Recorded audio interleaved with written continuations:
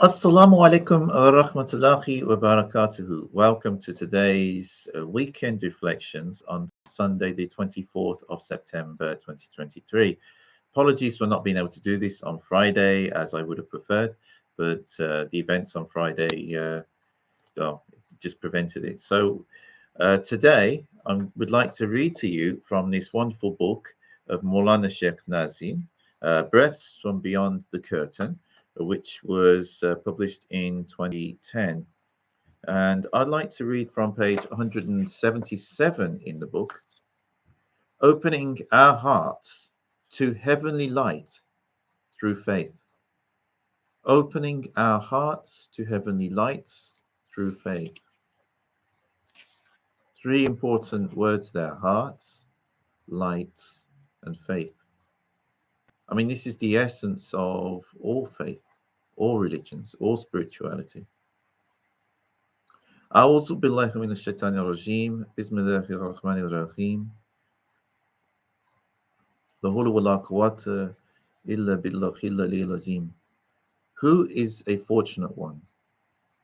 A fortunate one is one whose heart is opened and he is able to receive from heavenly inspirations. Planes are not able to land everywhere. They need prepared areas to come and to land on. And from heavens, angels aren't able to land on every heart.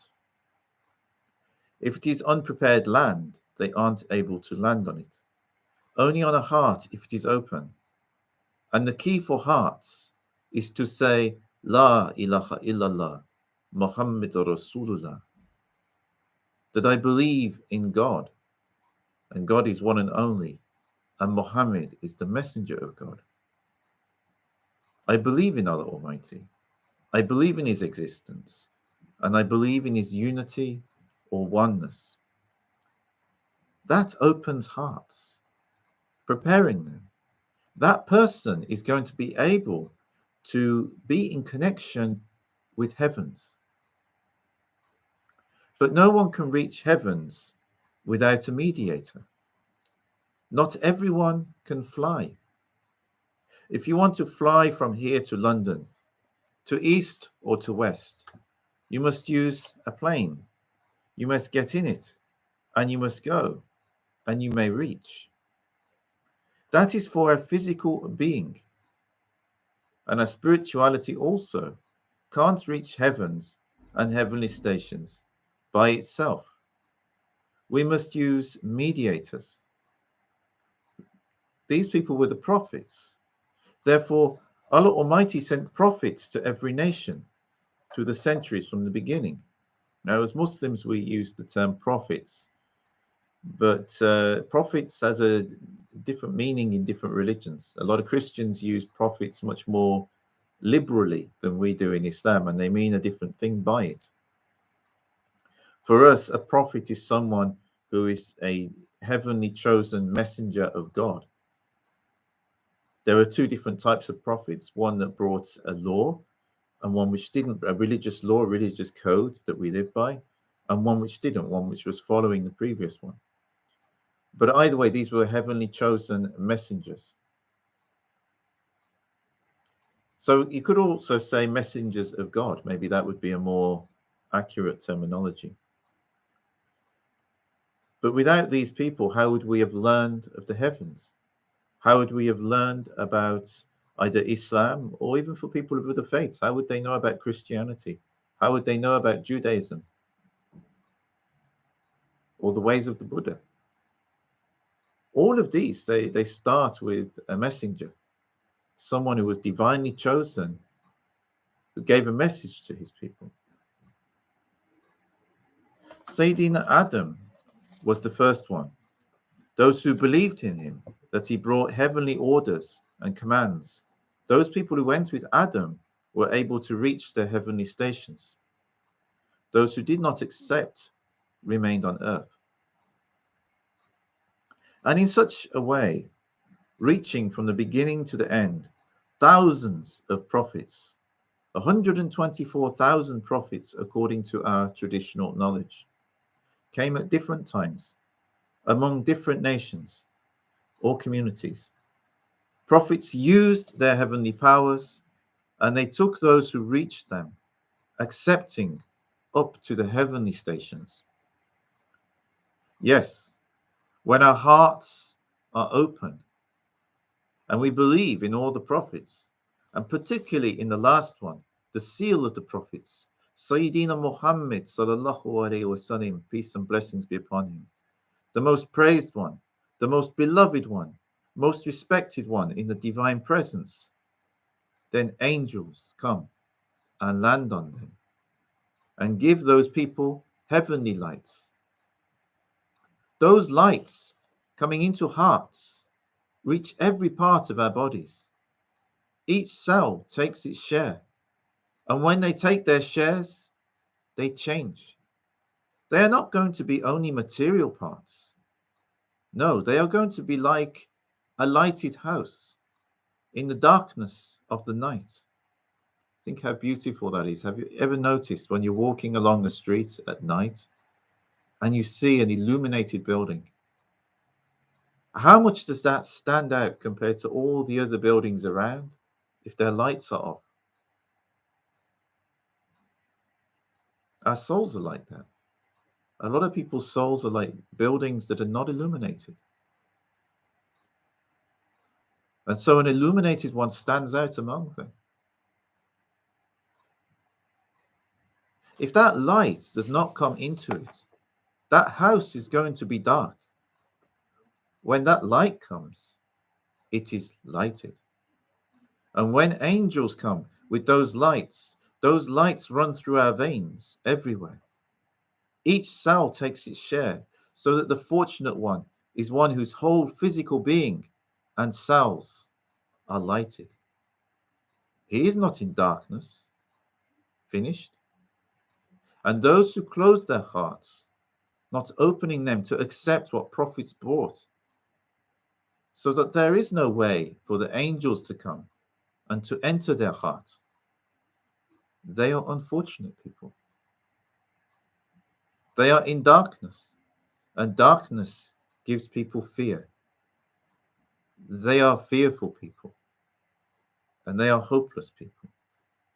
No hope for them for the coming days, and also no lights to make them saved from fear. Those people who do not believe are always fearful because they are in darkness. When hearts are open and lighted, they are fearless. They will look and see no fear in them. Now, people, they are in darkness. The 21st century people are in darkness, even though they may say, oh, through electricity, the whole world is so bright and enjoyable and lighted at night time. That is imitation light. It shines outside, but it's not shining in your heart. Yes, everywhere, thousands and thousands, millions of lamps. What is their benefit? They are outside your heart. No benefit, never taking fear from your heart or giving you hope. And even though they are seeing millions, billions of lamps, if they look when the sun is rising, finished. You see, these electric lights, although they're useful, in the brightness of the sun, these electric lamps are nothing. Similarly, the comparison that Mawlana Shaykh Nazim is saying here is imitation lights in comparison to the light of Rasulullah sallallahu alaihi wasallam, the light of all of the prophets, peace be upon each and every one of them. That light is nothing.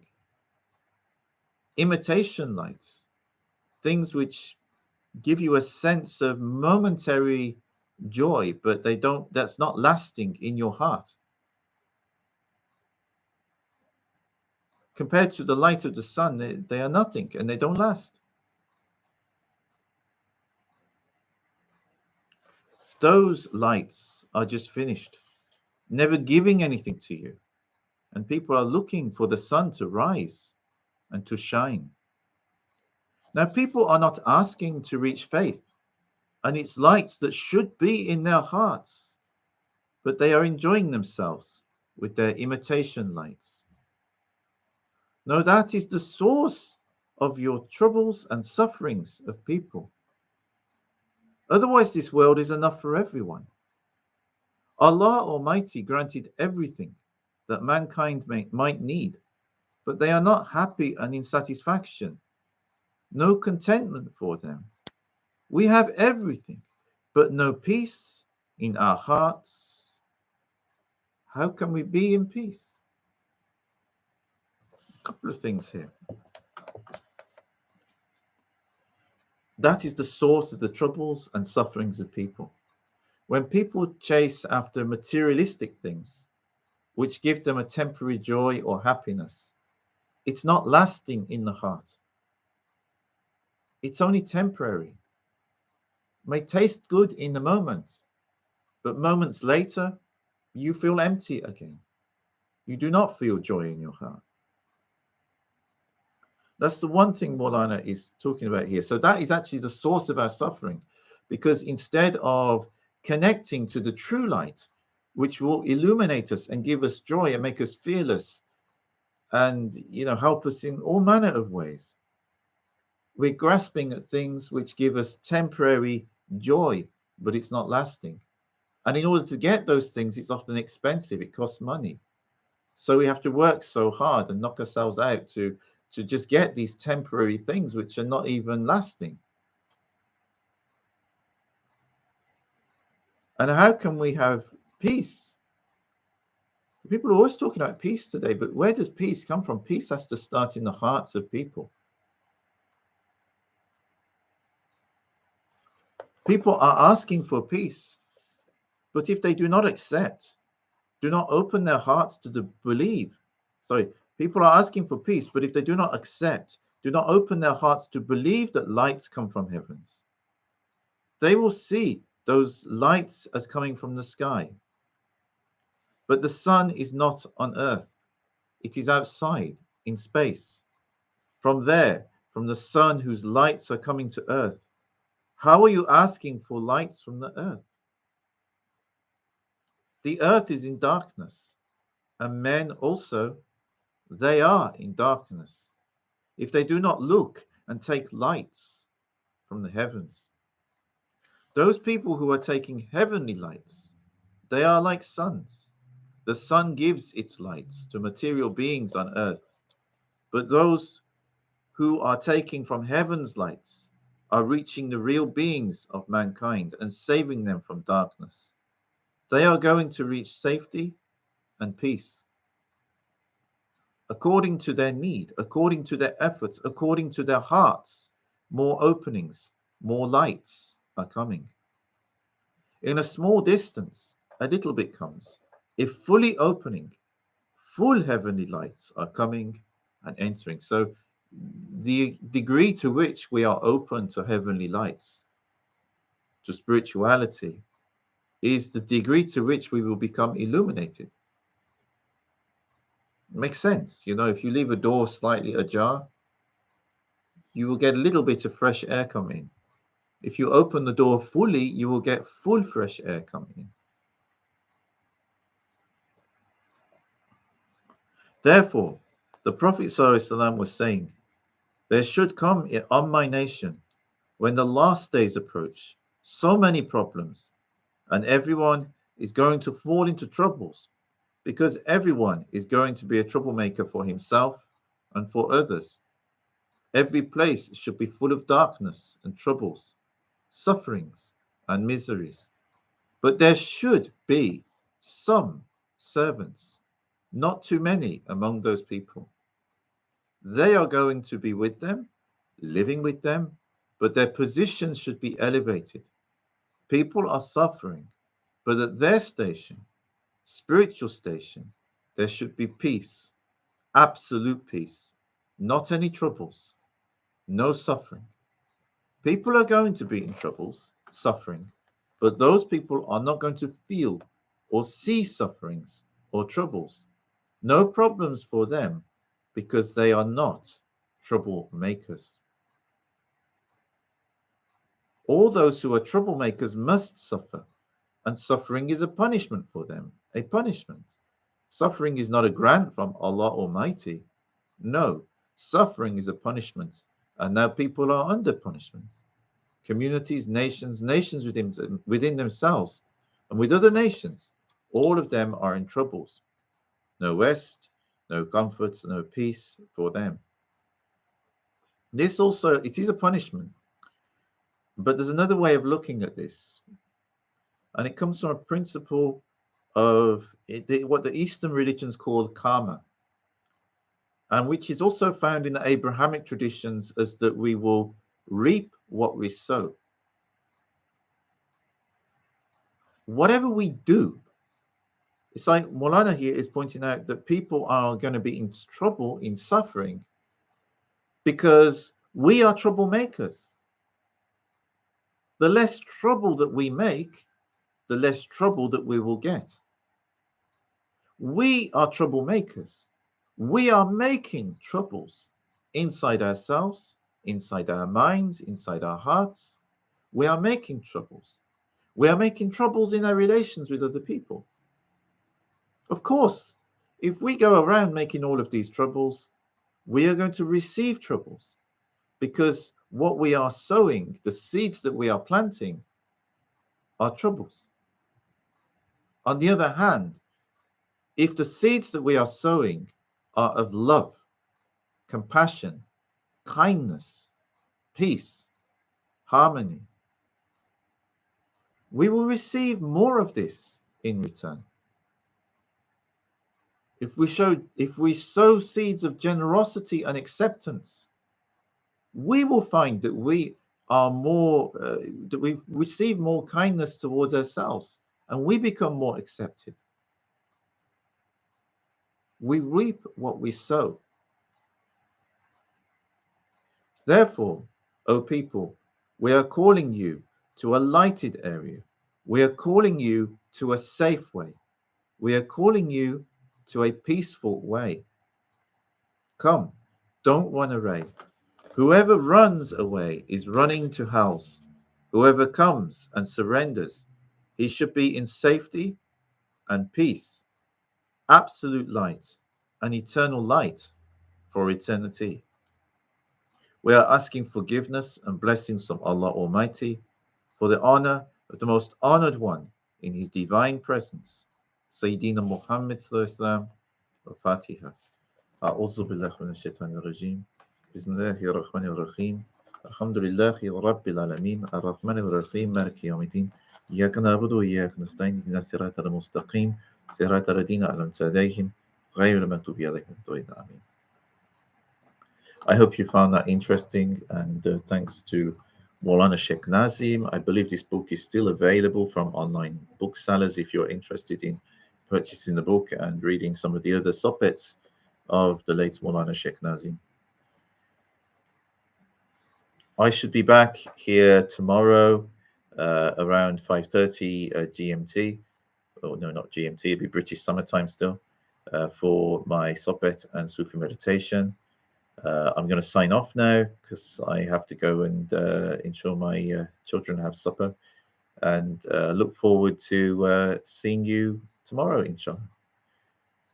Wish you all the very best. Have a very good evening if you're in the UK, and wherever you are in the world. Assalamu alaikum wa rahmatullahi wa barakatuh.